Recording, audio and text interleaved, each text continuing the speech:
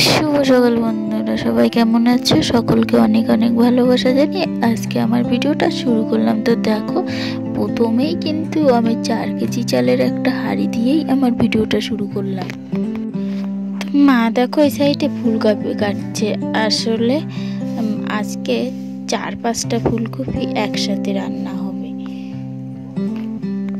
তো এই সকালে একটু ক্যামেরা ধরতে পেরেছি, তারপরে আর টাইম পেলাম না। তো দেখো, সব রান্না বান্না করে গুছিয়ে বেরিয়ে পড়েছি। আর বোতল দুটো নিয়েছি, ওখান থেকে জল নেব। আসলে 15 জনের মতো রান্না হয়েছে, ওরা খাবে বুঝতেই পারছেন। তো ওখান থেকে চলেও এসেছি। তো দেখো কি কি রান্না হয়েছিল: মাংস, টমেটোর চাটনি আর ফুলকপি ভাজা। আসলে আমি না ওদের জন্য খাইয়ে দিয়ে এসেছি, তারপরে আমি তোমাদের দেখালাম। আর দেখো ঘরটা কি অগোছালো হয়ে পড়ে আছে। তো আমি সব সেরে, ওদিকের সব কাজ সেরে, এই যেহেতু সকালে রান্না হয়ে গেছে, তো আমি এখন ঘরটাকে পরিষ্কার করব। তো দেখো, প্রথমে আমি বিছনাটায় পরিষ্কার করে নিচ্ছি। আসলে কালকে সরস্বতী পূজা গেছে, তো কালকে তো মোটামুটি পরিষ্কারই করেছিলাম। আর কালকে যেহেতু একটু কম টাইম পেয়েছিলাম, তার জন্য আজকে পুরো ডিপ ক্লিন করছি। আর এই যে আমার শাশুড়ি মায়ের ঘর, তো এই ঘরটাকেও এখন আমি ক্লিন করব। আর আমার না সরস্বতী পুজোর দিনে একটু মানে বিবাহবার্ষিকী গেছিলো, তা আর তেমন করে তো কোনো কিছু রান্না হয়নি। তো আজকেই তার জন্য একটু মাংস ভাত হলো। আর যেহেতু লোক এসছে, তো একই সেই হয়ে গেছে, এক কাজে 2 কাজ মিটে গেছে। তো আমি এখন ঘরটাকে দেখো খুব ভালো করেই পরিষ্কার করে নিচ্ছি। আর আমি যতক্ষণ ঘরটাকে পরিষ্কার করব, তোমরা কিন্তু কোথাও যেও না।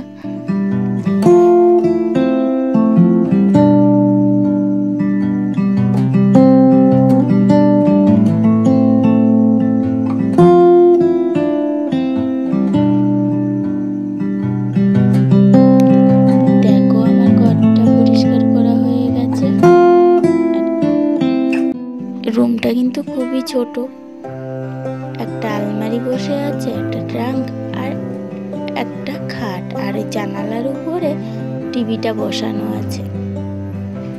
তো এখন আমি ওই শীতের পোশাক কিছু ট্রাঙ্কে তুলে দিয়েছিলাম, আর অল্প কিছু বাইরে আছে, এগুলোকে আমি ধোয়ার জন্য বের করে নিচ্ছি। আসলে এগুলোকে ধুয়ে একেবারে শুকিয়ে তুলে দেব।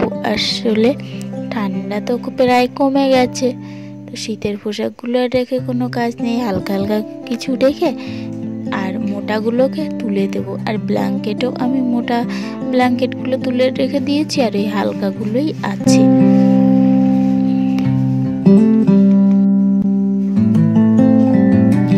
তো দেখো, সবশেষে আমি সিলিংটাকে একটু পরিষ্কার করে নিচ্ছি। আসলে এখনো কাজ তো অনেক বাকি আছে, ঘরের কাজ।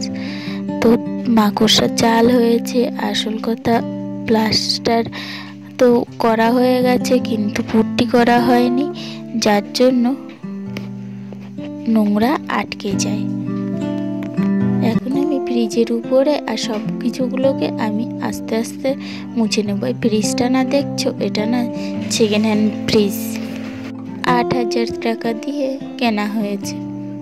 আর এই যে টিভিটাকেও মুছে দিচ্ছি, আলমারিটাকেও মুছে দিচ্ছি, দিয়ে সবশেষে আমি ঘরটাকে মুছে নেব। আসলে এখনো ঘরের ভিতরে না প্রচুর নোংরা পড়ে আছে, তো ওগুলোকে প্রথমে আমি ভালো করে ঝাড়ু দিয়ে পরিষ্কার করে নেব। দেখছো কত প্যাকেট ট্যাকেট ছড়ানো আছে। আসলে আমার ছেলে না কাগজ কুচিয়েছে, তো সেগুলোকে আমি খুব ভালো করে পরিষ্কার করে নেব, নিয়ে কাগজগুলোকে উনানে দিয়ে দেব।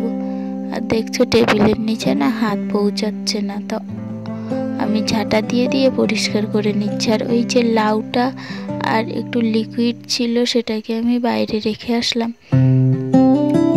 এসে আবারও ভালো করে ঝাঁটিয়ে নেব। আর ওই যে ঘরের ভিতরটাকেও ভালো করে পরিষ্কার করে নিলাম।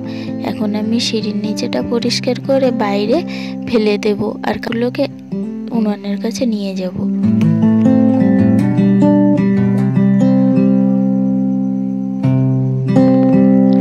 তারপরে দেখো চলে আসলাম ঘর পরিষ্কার করতে। ঘরটাকে কিন্তু আমি খুব ভালো করেই পরিষ্কার করে নিচ্ছি। দেখছো দরজার ফাঁকে কিন্তু আমি খুব ভালো করেই পরিষ্কার করে নিচ্ছি। তো সব শেষে কাজবাজ করে খেয়ে দিয়ে সোজা চলে আসলাম দোকানে। দোকানে এসে দেখি মালগুলো একটু অগোছালো হয়ে আছে। আসলে সকালে দোকানে আসেনি, শাশুড়ি মা দোকান খুলেছিল, তো সবগুলো ওইভাবে রেখে চলে গেছে।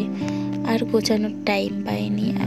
অতগুলো লোক খেয়েছে তো বাড়িতে, তো আমি এখন এসে ওগুলোকেই গুছিয়ে পরিষ্কার করে নিচ্ছি।